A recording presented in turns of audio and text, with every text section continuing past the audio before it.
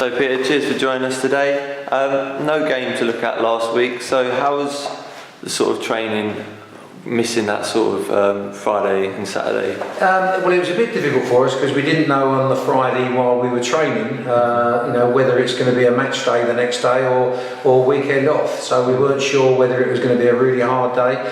We went a little bit in between, so we did train them hard, and we took the gamble that the game was going to be off because we knew how bad it was at Maidenhead, and it wasn't Maidenhead's fault. It was just there's more snow in that area than anywhere else, and so in the end we done quite a physical Friday. Then we found out half an hour after training that the game was called off, so the boys had hopefully an enjoyable weekend off, which when they're playing most Saturdays, of course for 40 odd weeks, sometimes a weekend off is good, makes you a bit fresher.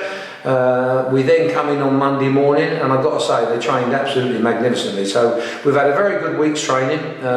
Bit of a test today because it's been so windy, and but it's been okay. I think sometimes you have a weekend off, sometimes it does you a bit of good. But I'll tell you at 5 o'clock on Saturday whether it's worked or not.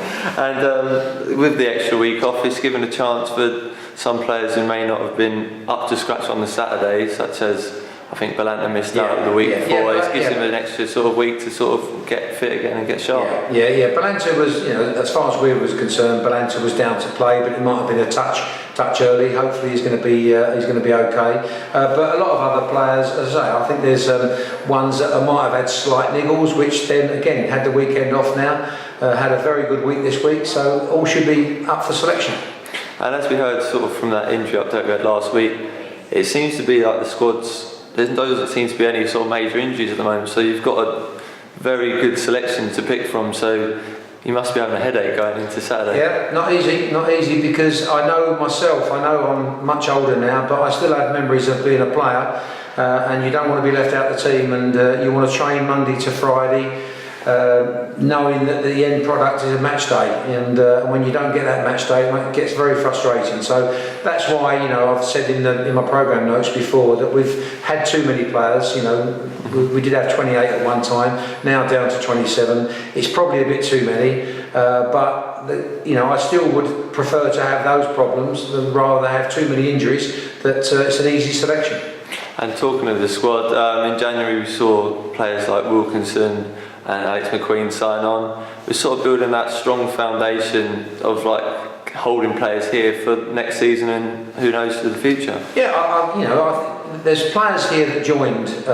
People like Alex McQueen joined at a lower level on the budget because of the situation that we were in. He's been rewarded for that because of his good performances, and he's now got longer term. Connor Wilkinson, of course, come to us, done magnificent, and convinced everybody that we will have a brighter future with him around. And but no, I'm certainly enjoying the challenge of making sure we start this year, but also looking at the other areas and then saying, well, how can we now be a good team next year as well? And so I think we've now signed some players now that have got extra years that are going to be good news for us.